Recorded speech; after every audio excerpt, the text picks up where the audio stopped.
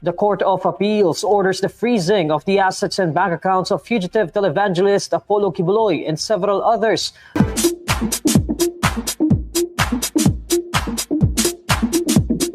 Pero okay, so yun nga partner, binabanggit nga natin itong napakalaki niyang compound. Itong pag-aari niya na kung saan... Sa kanyang nakapangalan. Wala namang binanggit partner rito kung... Pero may mga na-freeze na assets Yes, yun sa Sige sana. nga. Yan Sige, sana partner. ang partner. Meron ka, may listahan ka dyan? Kasama ba yan sa mga na-freeze o sa freeze order na inilabas ng Court of Appeals? Kasi eto nga... Anong balita dyan, partner? Due to allegations of their involvement in serious crimes, including human trafficking, sexual abuse, and money laundering. The Court of Appeals issues a freeze order on Kibuloy's 10 bank accounts, 7 real properties, 5 motor vehicles, and an aircraft. Aside from these, the resolution also covers the freezing of some bank accounts, properties, and assets of religious sect Kingdom of Jesus Christ, Sunshine Media Network International, Children's Joy Foundation Incorporated, and 9 other individuals. The appellate court says that the verified allegations in the Anti-Money Laundering Council's petition, along with supporting documents, give a reasonable ground to believe that the bank accounts enumerated in the resolution are indeed linked to crimes under the Philippines and the United States laws. The appellate court says it is only appropriate to issue a 20-day freeze order directing some banks and financial institutions to freeze Kibuloy and the others' accounts to avoid withdrawal of funds from these accounts. May nakita silang matibay na ebidensya rito, partner. Kaya naglabas ng freeze order ang Court of Appeals laban sa mga pera ng naturang relihiyon at broadcast arm nito. Pati relihiyon? Oo, relihiyon naturang relihiyon at broadcast arm na Sunshine Media Network Inc. Okay. Sabi dito nga, it covers the bank accounts of KOJC. Oo. So sa desisyon ng CA, may nakita silang matibay na ebidensya na nauugnay sa illegal na gawain tulad ng qualified human trafficking. Nasangkot ba rito ang relihiyon? Hindi, partner ganito yan. Oo. Kasi supposed to be, ang requirement dyan, bago makapag-order ang Court of Appeals, makapag-issue ng order, ng freeze order, sasalang yan sa yung kumbaga merong investigation para to show the probable cause. Para makita kung may probable cause. At saka dapat maglalabas i-issue ang freeze order. Hindi yan basta-basta ini-issue, ha? Oo, okay. Mapunta Hindi tayo, yan basta-basta ini-issue. Okay? Partner. Sexual child abuse. Ito yung mga nakita nilang ebidensya, partner. Kung bakit, partner, kinatigan ng korte, ng Court of Appeals. Conspiracy to engage in sex trafficking. Conspiracy, marriage fraud and misuse of visas, bulk cash smuggling. Ito ba yung nahuli? Sa abroad? Sa abroad. Oo. $350. $350,000. At money laundering. So kabilang sa mga maaring galawin ay ang pera ng Children's Joy Foundation. Ito sa simbahan to. Sa kanilang... At yung mga affiliates. Oo. Isang organization na nasa loob ito ng KOJC's compound sa Davao. Kasama rin dito ang bank account ng mga individual na kaalyado ni Pastor Kibuloy tulad ni Maria Teresa Dandan, Helen Pagaduan, Panila, Pauline Chavez, Canada, Crescente Chavez, Canada, Ingrid Chavez, Canada, Sylvia Calleja, Semanias, Jacqueline Wong Roy, Alona Mertalia, Santander at Marlon Bongas Acobo. Ang petisyon ay isinampa ng Anti-Money Laundering Council sa Court of Appeals para matiyak na hindi magagamit ang nasabing mga pera at ari-arian habang nakabinbin ang mga kaso ng religious leader. Sa mga freeze order na bank account, 10 dito ay nakapangalan kay pastor. Oh, wait. 47. Ilan yung ano yung nakapangalan? Yan. 10. 10 ng... Oo, na nakapangalan kay Pastor Ah, Kibuloy. sige. Ano? Wala namang binanggit partner. Ano kung ano. 47 sa Kingdom of Jesus Christ. 17 sa Swarazug Media Corporation. Ito yung SMNI. Na siyang holder ng SMNI. Yon. So, okay partner. Gaya nang nabanggit mo nga kanina, hindi basta-basta partner, di ba? Maglalabas ng freeze order ang Court of Appeals kung hindi ito dumaan sa proseso. Yes, oo. Kasi magpa-file muna yung AMLAC dyan. Diba? Magpa-file sila ng verified petition sa Court of Appeals. Oo. Okay? I-determine na muna ng Court of Appeals kung may probable cause. Ibig sabihin, meron bang reasonableng dahilan Oo. para dapat kung i-grant na ma-freeze ang assets, magkaroon ng freeze order ang mga assets at hindi magalaw. Kasi, partner, mabigat yun. Kasi assets to Ibig sabihin, hindi ito halos makakagalaw talaga pag walang pera, di ba? So, after that, partner, pagka-issue niyan, within 20 days, magko-conduct ng summary hearing naman. So, una, titignan mo na, pag sinabi mo kasi na verified petition, tapos titignan mo yung probable cause, ex parte yan. Minsan, ex parte, hindi mo napapakinggan yung kabila. Di ba? Kasi mabilisan yan. Bakit? Kasi pag nalaman nila na nag-hearing yung petition, pwedeng tanggalin yung mga assets. Okay. Oo. Diba? So, confidential, sekreto to ang ginagawa. Muna. Kaya nga pagkaalam, kaya may freeze order, bibigyan ng kopya, within 20 days, mag-hearing.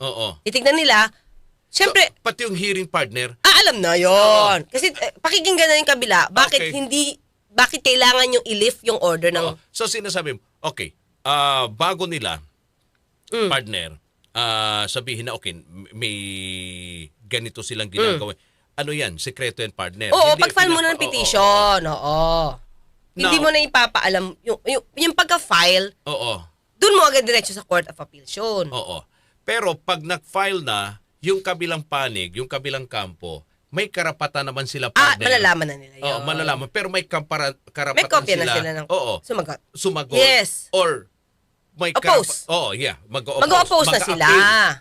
Hindi, during the hearing. Bibigay sila ng ebidensya nila na hindi dapat ito. Okay. Yun na mangyayari doon. Oo. Kaya ito mabilisan, partner. Kasi nga, pwedeng itakbo Kasi ang pera is movable. Yeah. Diba? So, hindi mo yan magagalaw. Hindi ka makakapag-withdraw. Yan lang yan. So, kung hindi ito ginalaw nila Pastor Kibuloy because of the thought na kapag kasimbahan, hindi magagalaw. I mean, kasi hindi naman yung simbahan yung accuse Particular na tayo yung accuse. So, ang mangyayari niyan, wala tayo ipapangalan sa pangalan ni Pastor. Otherwise, madaling ma-check yan ng AMLAC. Yung AMLAC kasi, partner, kahit walang court order, kasi tayo, di ba, may bank secrecy. Hindi yun applicable sa kanila. Pwede talaga nila i-check yung mga bank accounts sabi mo. Sabi mo, partner kanina, may ano sila may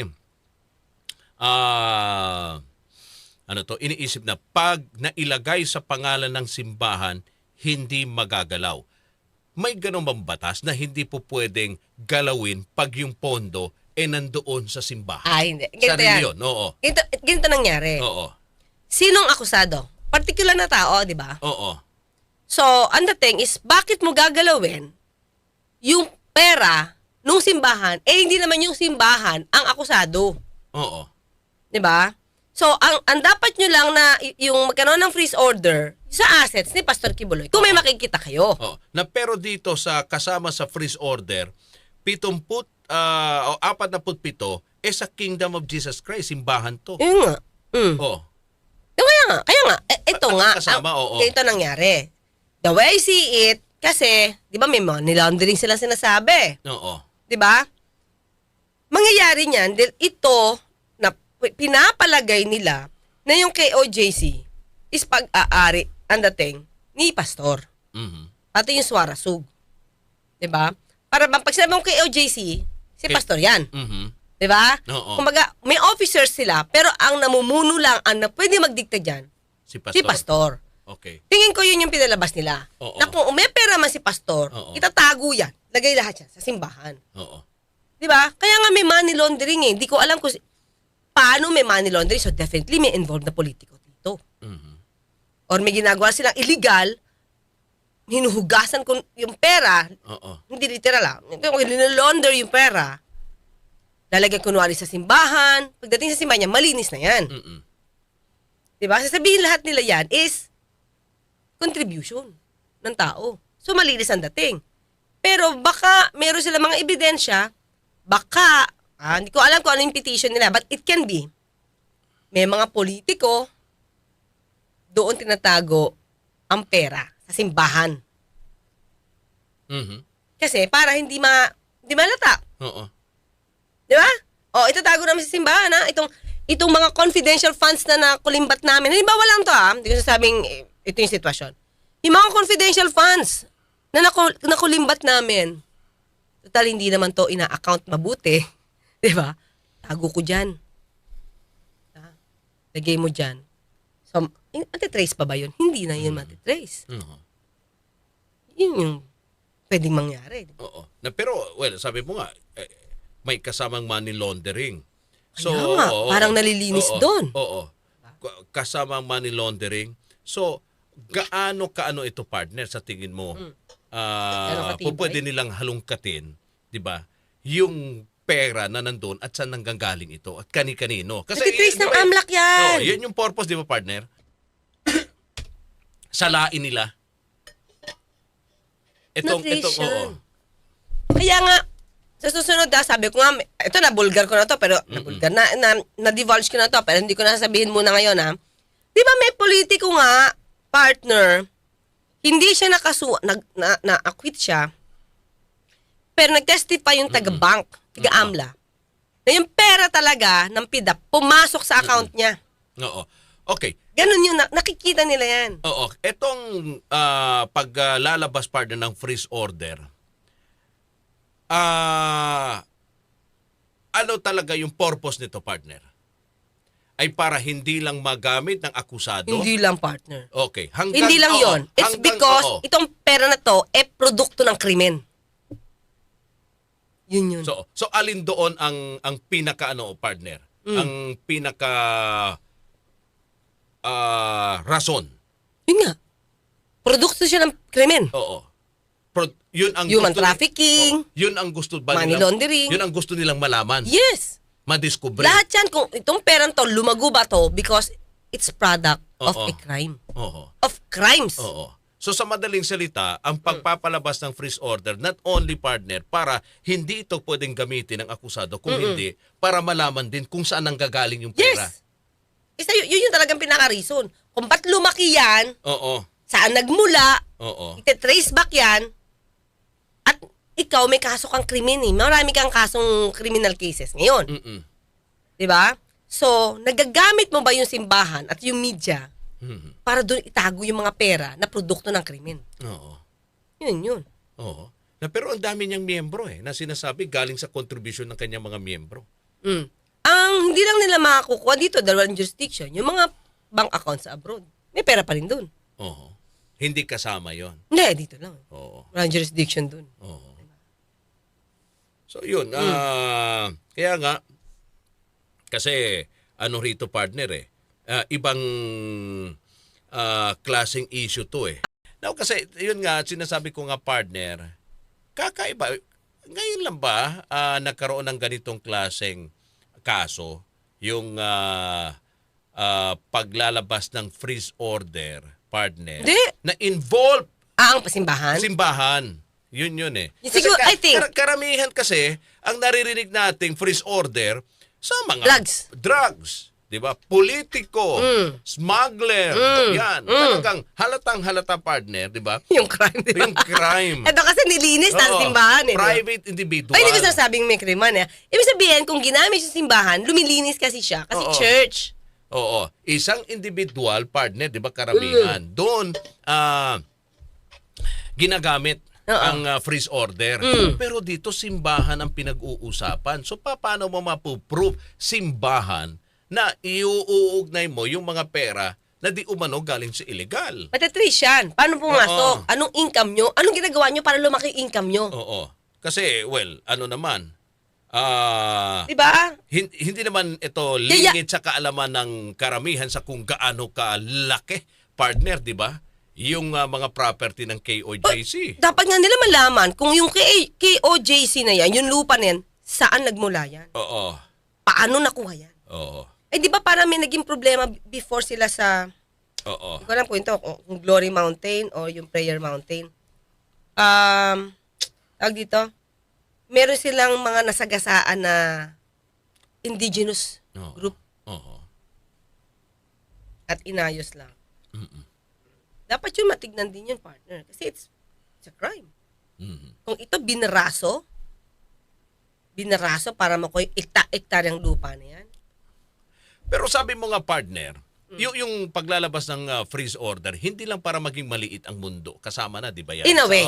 Oo. Maliit ang mundo ng isang pugante, ng isang akusado. Kung hindi, gusto din madiskubre ng gobyerno kung yan ba ay galing sa legal o illegal yung mga property na na-acquire o yung pera. Kung sakasakali lang, partner, nalaman na may involved na illegal. Oo. So, can the government Forfeit? Oo. The property. Forfeit yun. Lahat yun.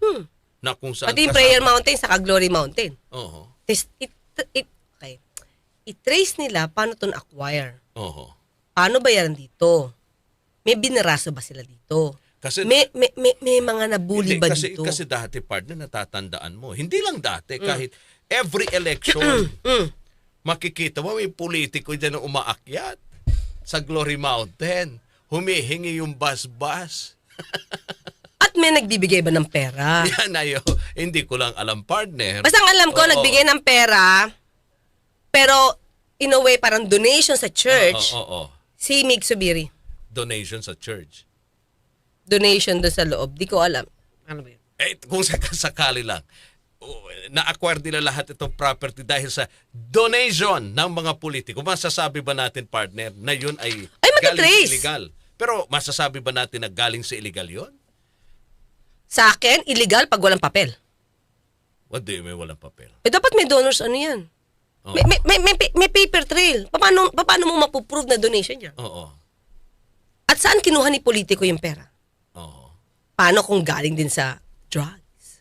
Oo. Dinonate sa church? Oo. O di ganun pa rin. Pati yung gano'n, matitrace ba yun? Kung saan galing yung pera ng politiko na partner, partner? sample lang kita. Oo. Ikaw sample ko. Oo. Oh. Sa halimbawa, nag-donate ka ng 100 million pesos. Okay. Pagdating sa simbahan, mukhang malinis, di ba? Oo. Correct. Saan mo kinuha muna? Yung 100 million. Makikita halimbawa na deposit. Ay, donation niya ni ni Congressman Oo. Rod Marcelino. Nako, sana nga. Ngayon, Pero wag na. ikaw ngayon ang Oo. ititrace. Saan mo kinuha si 100 million pesos? Ano bang work mo? Oo. Ano ba ang business mo? O di ang labas niyan, mukhang nagpapatago ka ng pera. Oo. Sabi ni Cesar Gabriel, may donor's tax pa. May donor's tax Sa church, siguro oo, pero ang church kasi exempted sa mga tax. Alam niyo na yan, income tax bawal siya. Oo. Unless may ini-income sila. Meron silang pagka ang church nag-income at hindi na para sa church pang purpose niya pero nag-i-income sila. Oo. Sabi check naman yun sa income. Oo. Sabi ni Maylin naman, dapat daw may, ano to? Asan na yun? Matitrace. Dapat may money trail. Yun. Kasi di ba ang laki-laking halaga nun. Tapos hindi mo matitrace kung saan galing. O di questionable na yun. Hidden wealth ang dating. Oo. Di ba? Prove mo. Kasi siyempre, sa panig partner, di ba, ng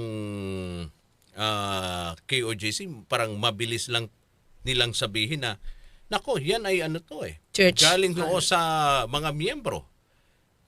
Sa dami naming mga miyembro at obligado kami magbigay ng ganitong Tithes. halaga tithes sa simbahan. Kaya nakapag-acquire kami Hindi, ng ito nga. ganito kadaming Makikita naman yan eh. Oo. Makikita naman yan, partner.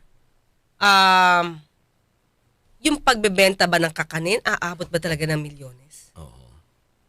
Diba? Dun yun eh. Diba? Tingnan natin, paano? Okay, ganito.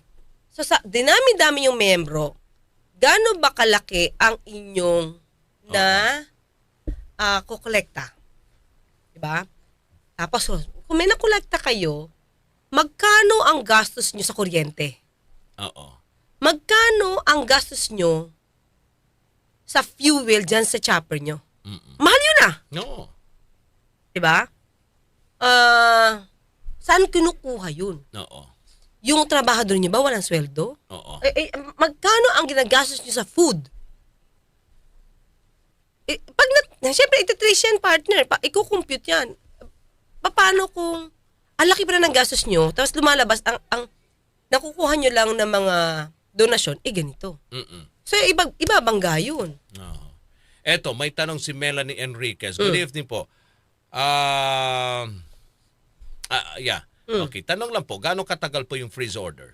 Okay, lumalabas siya, okay, ganito ha, ang effectivity niyan hanggang 6 months. Hanggang 6 months. Pero syempre, partner, kapag ito, may kaso na. May kaso na, nasampahan na. Oo. Diba? O pwede magpatuloy yun. Kasi ang Court of Appeals, hindi kasi dyan yung kaso. Mm-mm. Sa kanila lang nag-a-apply. Sila lang yung nag-i-issue. Oo. So, dapat masampahan ng kaso sa RTC. Mhm. Oh, yun. Oo. Paano daw kung may foundation sila tapos doon inilagay ang donasyon? Sa foundation. May check pa rin. Kaya nga kasama rito yung foundation. Oh, No? may check pa rin yan. Oo. Yung Children's Joy Foundation kasama sa freeze order. Kaya may mga foundation, hindi naman nyo pala talaga ginagamit na foundation, Oo. ginagamit nyo lang para makaiwas sa tax. Hay, AMLAC. Check mo. Mm-mm. Ito lang tingin ko isa sa nakapagpa-trigger. Actually, long overdue tong sa AMLAC eh. Dapat nun pa. If they are, kasi may case na eh. Mm-mm. May case na. Bakit ngayon lang? Tingin ko, ang isa sa nakapagpa-trigger, naghamon sila na mas malaki kaysa sa DILG. 20 million. No. So, it means, May pera. yung pera na di umano, lumalabas na bunga ng krimen. Bunga ng krimen. Mm-mm. Magagamit pa para takpan ang hustisya. Diba? O, bibigyan pa namin kayo ng 20 million. Mhm. Pakita nyo lang sa amin yung donor. Ito yung word eh. Dalhin nyo sa amin yung donor or author. So, sa akin, the way I see it, yung author, hindi naman pwede si DILG secretary dun. Mhm. The way I see it, it's the donor. Oo. So, di ba parang, are you creating fear? Mm-mm. Di ba? Kasi parang, 20 million, dalhin nyo sa amin yung donor. Anong gagawin nyo doon sa donor? So, mas magagamit pa siya sa Mm-mm. threatening. Tapos, iniisip nila, pera to ng galing sa krimen, gagamitin nyo pa ulit para Gumawa ng krimen. Oo. Oo. To do another crime. Sabi ni Joy Canozidazo, yung mga kaibigan daw niya, miyembro ng KOJC, 10% daw ata ang nakakalta sa sahod nila. Tapos nagbebenta pa sila ng mga kakanin. Imbes na mag-relax kasi linggo, day off nila, pero inoobliga sila na magtinda. Diba? So 10% ng So, kanilang... parang slavery dati? Oo. So, 10% ng kanilang sweldo. Tapos, inoobliga pa sila partner na magtinda. Ano ba yun? Ito na ba yun yung trafficking? Human trafficking? Hindi, ang human trafficking partner yung ano. Doon sa ibang bansa. Yung mga tao mo dito, Dinala sa ibang bansa. dami sa ibang bansa, Oo. nagtatrabaho Oo. mo. Kaya nga, oo. Tapos yung taga ibang bansa, wala nang ibang magawa. Oo. Kasi parang yung mga passport yata nila, wala sa kanila. Oo. So, wala silang magawa, kundi sundin yung gusto mo. Kasi pag hindi sinunod, di ba ang sabi is, physically harmed. Mm-mm. Parang pogo. Oo. Ganun din. Diba? Well, yun ang kwento. Hindi namin sinasabing totoo yun, ha? Mm-mm. Hindi namin sinasabing totoo, hindi namin sinasabing hindi totoo. Lumabas din yun sa balita. Yun yung balita. Oo. Oo. So, ayun. So, anyway, hintayin natin, partner, kasi lahat na ng paraan ay ginagawa na rito ng pamahalaan para lamang talagang makuha na itong si Pastor Quiboloy. Kasi medyo matagal-tagal na rin na hinahabol siya ng hustisya. Magkakaproblema to Oo. kasi pagpasok pa lang sa gate nito, haharangin sila ng maraming tao. So kung 100 police officers lang yan, tapos dagsa yung KOJC member, di sila agad makakapasok. Diba? Tapos yung tao, nahuhulihin nila. Nakakalusot. So, ang dapat talaga to, kahit sabihin nila na overkill, dapat hindi sila kikilos agad na makaka-harm unless yung mga tao sa loob, sila yung mag-i-start na pigilan kayo. Once pinigilan kayo, dapat meron na talaga kayong panghuli. Hulihin. 'Di ba? Kasi ano na yun against the law na yung ginagawa nila. So, kumbaga, in flagrante delicto, caught in the act committing the crime. Obstruction of justice. So, pwede nyo hulihin. Pero syempre, dapat hindi sa pulis manggagaling. Diba? Dapat hindi. Kasi kayo mabubeltan, katulad niya dati. Kayo na yung hinarang, nung pumasok kayo pas nasabing overkill. So, bahala na yung mga pulis paano i-strategize yan. Kaya nga, sinasabi nga rito, partner, sa balita, ngayon, may strategy na sila sa kung paano nila papasukin. At isa-serve yung warrant of arrest. Pero hindi muna daw nila idedetalye kasi ang nakikita nila rito, may mga masasaktan talaga at baka magiging madugo ang gagawin nilang pagsalakay. Ito lang sa akin, partner. Kasi baka talagang pipigilan talaga sila pipigilan rito. yan. Oo. Ang sa akin lang ganito, pastor, di ba? Kung ikaw naman ay appointed son of God, di ba? At maka-Diyos ka naman talaga. God ka pala, hindi ka pala maka-Diyos, Diyos ka pala. Di ba? Hindi ka Diyos, hindi ka maka-Diyos, Diyos ka. Gugustuhin mo ba yung mga tao mo? Yung mga naniniwala sa'yo? Masaktan dahil sa'yo? Ikaw lang naman yung target. Di ba? Sige, ito yung Panginoon dati, partner. Oo nga. Kung saang sumuko dahil ayaw niya makitang nasasaktan. Pinaglaban pa siya ni Peter. Oo. Tinapyas pa yung tenga nung isang Jew. Oo. Nung Roman soldier. Diba? Pagkakuha niya ng tenga, kinabit niya yun. Oo. Kinabit niya yun, ha? Kinabit niya ulit. Diba? Tapos hinayaan niyang dalhin siya. Magsilbi kang ganun. Diyos ka eh. Appointed son of God ka. Kaya nga, partner. Huwag kang matakot. Diba? Sabi niya, Ama, patawanin niyo sila, hindi nila alam ang kanilang ginagawa. Yun na lang sabihin mo. Diba? Bakit? Maganda naman yung advice natin na mahinahon. Oo. Ako, kasi nung sinasabi mo, partner, dapat wag na sana may mga masasaktan. Yun, di ba? At naman sa madugo, etong ginagawang pagsisilbi ng mandamiento de arresto. Oo, kasi kung sinasabi nga, partner, ay anak ng Diyos, yun kung ang Panginoon, di ba? Sinakripisyo yung kanyang buhay para sa lahat. Diba? Baka ikaw yung susunod na magsisave. Ang dami ng kasalanan ng mundo. Oo. Diba? Hindi ka naman siguro ikaw yung second coming. No. Bahala. Baka. Pero partner, natatandaan mo yung dating yung meron rin religion. Oo. Yung nakasuhan ng murder ng asawa, si letter E yun I forgot. Leader din yun, pero di ba inaano yun din yun? Pinoprotectionan din yun. Si Ekle something Nahuli yun. Paano ginawa doon? O mas marami ang KOJC? Sa tingin ko, mas marami ngayon itong miyembro ng KOJC partner Kasi talagang, di ba, binabanggit nga natin, pinupuntahan talaga ng mga politiko pag panahon ng eleksyon. So, ibig sabihin, talagang nakakatulong yung mga miyembro. Tapos may kumakampi pa mga ibang politiko. Kayong mga politiko, kayong dapat nagpo-push na matupad yung batas. Huwag nyo nang i-tolerate. Kasi kung may warrant of arrest, wala naman tayong magagawang warrant of arrest yan. Hindi naman yan fake. Hindi naman yan authenticated yun kahit walang butas ng puncher. Diba? Ayun, si Ecleo! Si Cleo. Yan, thank you Veronica Aliado, saka si Roger Tagitla.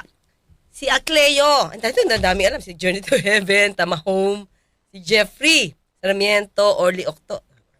Gagaling nila. Thank you, Acleo. Si Lemon, Banwigon. Oo, di ba paano yun? Paano bang hinuli yun? Di ko naman. Medyo bata pa ako, mas alam ko nahuli siya eh. Hindi ko na alam ano strategy. Oo. O sumuko na lang siya. Kasi ganoon din eh. Medyo madugo din ang dating eh. Pero di ko alam kung nagkaanuhan talaga. Nagkasagupa. Pero dito siguro, kung ako. Anyway, sabihin nila, wala ka kasi hindi naman kasi ikaw si pastor eh. Kaya sinasabi niyo yung ganyan. Pero kung may madadami na tao at magkakasakitan, ikaw na magsakripisyo. Oo. Anyway, ang pagsuko naman niya, partner, ito mas lalong mabibigyan pa siya, 'di ba, ng pagkakataon para maipaglaban niya, madepensahan niya yung kanyang sarili. Yes. 'Di ba? Sa mga inaakusa sa kanya ng mga kaso. Bakit naman parang siyang takot na takot? Well, Takot siya eh. kasi Totoo? ang binabanggit nga niya, partner, Papatayin siya? hindi, ano daw siya isosoro dadalhin dun sa ibang bansa dahil dun sa kaso nga niya din sa ibang bansa na meron siya. Ginawa mo rin kasi dun eh. Oo. Ano ba? Para sa akin, bakit naman dadalhin ka sa ibang bansa May kaso ka pa dito. kung may kaso ka dito? 'Di ba? Na dapat harapin. Ano ba dapat ang ipa-priority partner ng gobyerno? Yung kaso mo sa ibang bansa o yung kaso na meron ka rito? Sabi kasi ng parang DOJ, parang pwedeng parallel eh. Oo. Pag may hearing dito. Pag may hearing doon, pwedeng dalhin doon. Oo. Parang ganun. Diba? Kasi malaki rin yung kaso niya sa abroad eh. Diba human trafficking din? Diba? Ang sa akin lang, diba? Kung wala ka naman ginawa, bakit kakakasuhan ng ganyan? Tapos, totoo naman eh, aminin mo na pastor, na nahulihan ka ng pera sa plane. Nahulihan ka eh. Di ba? May sumapo nga sa'yo eh. Yung isang tao mo. Tapos at the end, umamin na sa'yo yung pera. Wala ka na magagawa doon. May umamin. So harapin mo na lang. Ginawa mo naman yan. Ginusto mo din naman gawin yan. Eh. But, partner, pwede ba, sino mag-a-appeal rito? Yung abogado dito sa freeze order. Oo. But can the members partner, pwede ba sila magde-justify na hindi yan galing yan sa amin? I-prove nila. Lahat ng mga miyembro. Kasi siyempre, ang meron ng obligation dyan, yung AMLAC. Oo. Diba? Kung meron na pakita ng probable cause, maghihiring naman di pakita nyo na hindi galing sa krimen. Hindi, kumbaga yung kayamanin ni Pastor Kibuloy, hiwalay sa simbahan. Kasi lumalabas yan para one and the same. Oo. Yung KOJC and Pastor Kibuloy. Kahit sabi mong korporasyon yan, siya pa rin yung pinaka Head yan. At siya ang nagmamaniobra ng pera dyan. Diba? Imagine mo, 20 million. No. At saka, Dalhin lang yung donor. Tsaka partner, yung, di ba, yung helicopter, yung private Sesa plane, chopper. Kanino ba'y nakapangalan sa kanya yon? Mukhang KOJC. KOJC. Pero siya lang gumagamit nun, di ba? Oo. Hindi naman lahat ng miyembro. Hindi naman sasabihin, sino mga miyembro dyan na gusto bumiyahe po din gamitin? Oo, hindi. Wala namang gano'n, no? Siya lang yun. Saka si Robin Padilla, partner. Oo. Nakagamit nun. Ay, ganun ba? Oo. Nunangampanya siya. Pati mga politiko. Nunangampa siya. Kaya nga ang laki-laki ng utang na loob niya kay pastor eh. Kasi nunangampanya siya, pinaggamit yan sa kanya para makaikot. Oo. O talagang uutang na loob ka talaga dyan. Kaya nga. Sabi ni Liana's Vlog, 2.7K viewers po. Pakilike naman. Ay, talaga. Salamat ng live po. ni Atty. Claire Cerut. Maraming salamat po. Thank you, Lianas. At good evening po sa lahat. Ariel Del Mundo, Senator Claire Castro, and Pastor Rod. Hindi man lang congressman. Pastor talaga. Ayaw mo nun, pag pastor, yayamanin. Yoko partner, baka if-freeze din yung mga chinelas na nga lang bulong. Ipi-freeze pa. Ay, Diyos mio, Marimar. I'm always present. It's worth listening, your program. God bless. Maraming salamat, Ariel Thank Del you Mundo. po. Makasalanan ang pastor. Sinasamba nila. Sabi ni Jimboy Cabas. Arthur Ginto, sabi pa ni Kibuloy, see you in court. Ngayon, nagtatago. Tama nga. Yeah. Di bilang-bigyan naman siya, di ba? Lahat nga ng hiling niya nag-grant. Oo. Di ba?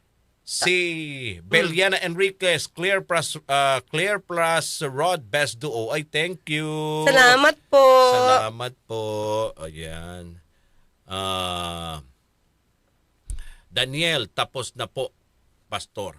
Tapos ang alin programa. Santo na daw. Sana. Ay, freeze nila ang lahat ng account. Wag lang ang santo. Talaga. Sabi ni Critical Thinking, si Critical Thinking meron akong utang dito. Sabi niya, puro ka-chopper ang fugitive ngayon. Ano? Yayamanin sila lahat. Bakit, partner? Yung fugitive, si ano? Although hindi pa fugitive pero nagtatago pa rin Oo. Si Mayor Alice Go, chopper. Oo nga, no? Yayaman. Sino ba? Siyempre, kahit sino ka-questionin kung ganun lang partner yung ano mo, di ba? Yung kita mo tapos may mga ganong asset ka. Nako. Pero ito, partner. Oo. Sabi ko itong kay Pastor, long overdue to. Dapat noon pa to. Bakit? Tagal na may kaso Tagal na hinahanap Oo. Pero, tandaan natin, 3 na ang kaso na sinampa. Kaila Duterte at Bongo. Oo. Diba? Plunder yun. Dapat kumilos na rin yung AMLAC dyan. Pero with this, I think, lipad na ang properties. Wala na doon. Wala na sa bank accounts. Kasi hindi agad ginawan ng aksyon.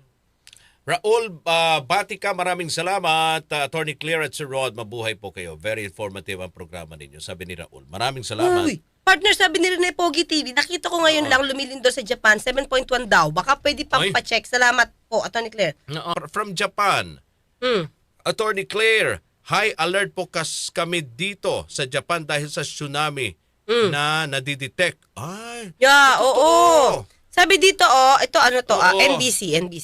Oo. Japan issued its first warning Thursday about the possibility of a long-feared megaquake after a powerful 7.1 magnitude tremor struck off its southern coast. Nako, mag-ingat ho sa ating mga kababayan. Ingat po kayo sabi ni Verse, dyan. Sabi ni Verse partner, totoo po may earthquake sa Japan. 7.1. Oo, para nangyari sa coast of Miyazaki Prefecture on the main island of Kyushu. Oo. Halos ngayon lang, parang 4:42. So parang 3 hours ang pagitan natin Tama. Oo. Ingat po. Live from Doha, Qatar habang nag-e-empake pauwi na sa Pinas bukas. Mag-journal! Ingat, pauwi na daw habang nag-e-empake na nanonood sa atin. Salamat. Wow. Oo. At least. Ano yan, bakasyon or work? Oo. Uwi na for good. Oo. Sige. Doha, Qatar. Okay. Okay. So, paano? Mga ka-UB, Batas with Attorney Claire. Actually, 9:30 tayo mag-start. Pero live yan ngayon? Actually, live. Okay. Mukhang magiging 2 topic ko. 2 kasi biglaan Kanina? May bago Oo Kay BP? Kanina ba isa? Nakalimutan ko talaga. No! Si Jonathan Morales. Okay. Oo. Diba? Yung mga kaso niya. Oo. May kaso, si Jonathan Morales. So, pag-aralan natin kung bakit siya nakasuhan. Oo. Okay, so, mamaya 9:30, Batas with Tony Clay Caso. Hanggang bukas magkita at magkarinigan tayo. Ako po sa Tony Clay Caso, nagpapalala, huwag tulugan inyong karapatan. Maraming salamat mga kayubi. Like ang ating YouTube channel.